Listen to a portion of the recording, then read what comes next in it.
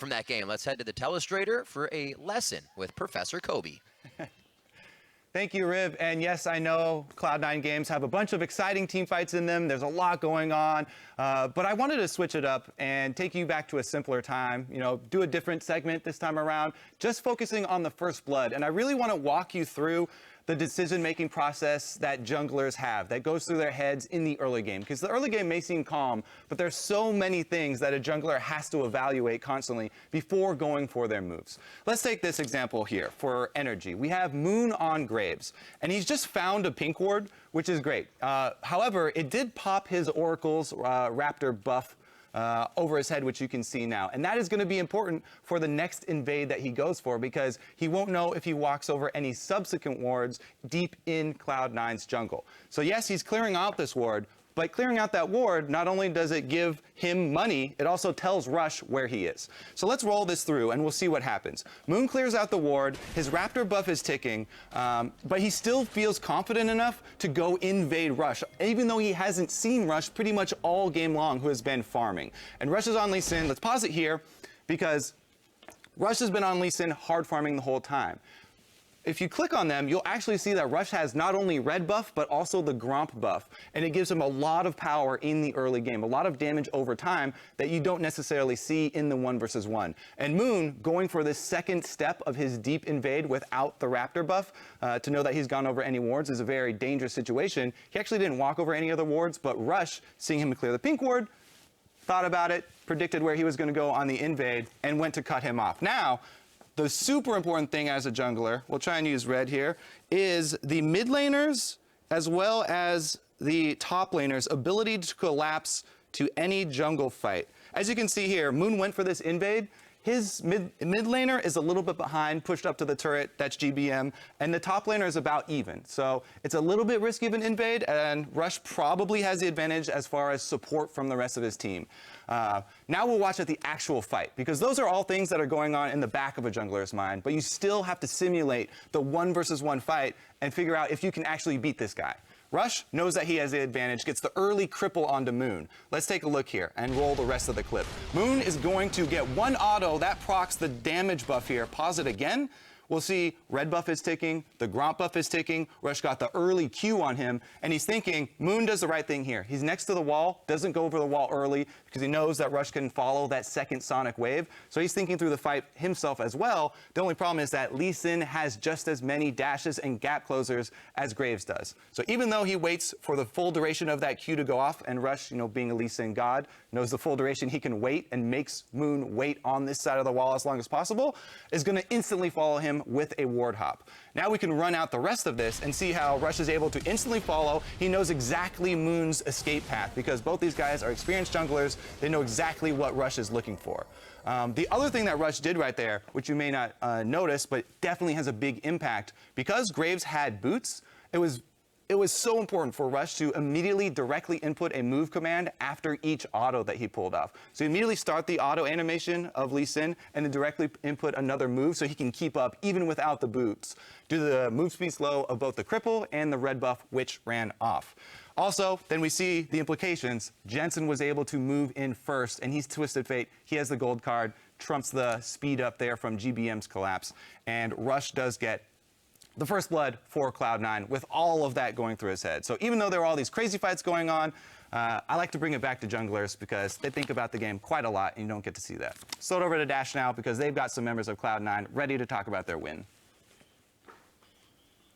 All right, well, that was a lot of information to take in. Hopefully you all internalize it because it's good information and can help you improve greatly. But I'm sitting here with a couple of victorious members of Cloud9, Jensen and Sneaky, after taking out NRG, who sat just below you in the standings. You guys are keeping yourselves in that conversation for top 2 right next to CLG. I want to start first, though, with something that we've kind of noticed, maybe a trend or just a pattern here with Cloud9. You guys seem to be incredibly comfortable playing single tank or single frontline compositions, whereas a lot of other NALCS teams we've witnessed are looking for at least 2 frontliners. We'll see it come from the support and the jungler, or the top laner and the jungler. You guys, though, in this game and in games prior, a lot of times it's just Rush being the tank. maybe an Alistair creeps in there. Is there any reason, Jensen, that you can speak to why Cloud9 is so comfortable playing with only one frontliner? Well, we know Rush will do his job as a frontliner, and I don't think we particularly look to only run one tank. It just happens, and we just pick what we feel comfortable playing, and it just works out. How does a smaller front line affect the way that you approach a team fight, knowing that you have less barriers between their threats and you two, for example, being two of the bigger carries? Well, with all comp, we kind of had a lot of options what we could do in team fights. We could either dive in or just hit their front line. So we kind of have to go for different approaches to a team fight, and because our front line won't last as long as theirs. So if we can try to get on their back line, we can also win the fight. Okay, all this aside, though, something has very clearly clicked for Cloud9 this split. You guys are in that conversation for top 2, and this is what I really want to focus on. Sneaky, can you pinpoint for us what it is about this team that changed between last split, this split, the first few weeks, and these later weeks that really turned things on for you guys? I'd just say we're having a good time, honestly. We're having a lot of fun during our scrims. We're not screwing around a lot of time, but even in losses, we're happy about it. I mean, not specifically that we lost, but our attitudes about the game are just more happy than they used to be.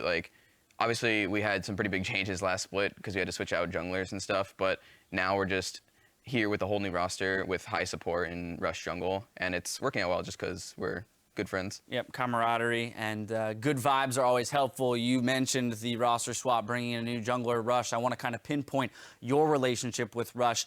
Something that a lot of people pointed to was how that synergy would develop between the jungler and the mid laner. So in a similar line of questioning to what I just threw to Sneaky, if we zero in on just your relationship with Rush, how have you two been improving this split to make sure that you can perform at this top NA level? Well, at first, me and Rush, we were always pretty close and good friends, but I feel in the start we didn't synergize that well. Not that there wasn't really anything particular, but I just feel right now we're just playing really strong together as a duo, and we just understand each other a lot better than we did in the start. So now everything is just working out really good for us. And that clip there that Kobe showed too was a pretty good example of how communication is working just a little bit crisper for you guys. You're the first one to rotate out of the two mid laners, so things definitely turning out for you there. Now what if we pull the conversation all the way back out and we look at all three of the teams that are kind of in that contention for the top 2 spot. Now TSM did lose today, but TSM, CLG, Cloud9, Sneaky, back to you. What are the major differences between these 3 teams? I mean, there's not too many of them since we're all so close in the standings. TSM's 1 win behind us and CLG, and then we beat CLG last time. We just beat TSM, but we're still tied with TSM. So, I mean, we're all in contention for second.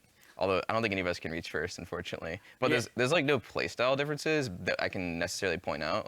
We're all strong teams. We kind of do what we want to do and just figure out what's the best in the patch. Now, you mentioned that perhaps it's not quite possible for you guys to reach that #1 slot with Immortals being on the run that they are on.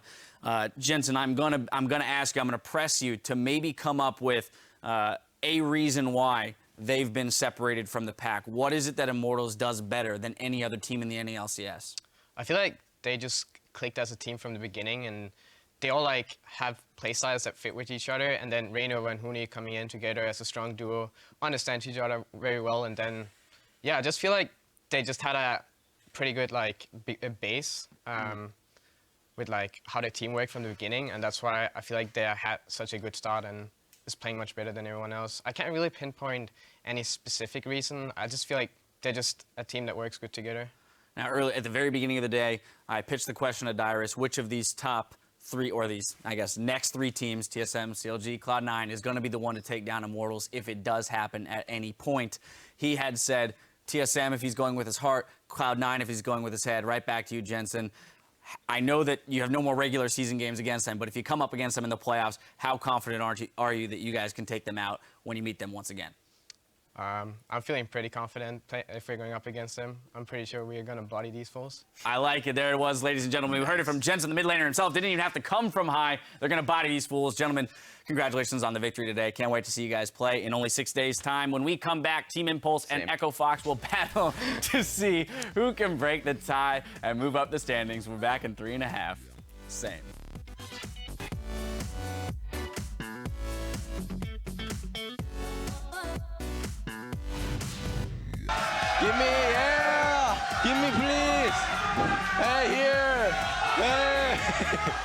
Hey, give me here. Please. Why don't give me? Hey, I'm human too. The shield is the off. six. The soul shackle is Six is he erased. got him into the turret. You gotta be kidding. The best of a worst situation. Oh! Conquan makes it happen. Go where the push, kill. Go. Take my mom. Careful of the Q, careful of the Q. Jensen got guard. Nice. Push. It's really just a fight bait. A huge Oh! launcher Q from GVM wipes the health bars of Cloud9. No inhibitor. Now over to Altec. Balls over the wall. He is just flying through with the whimsy. They ace down energy. And C9 will tie for second place at the end of week 6.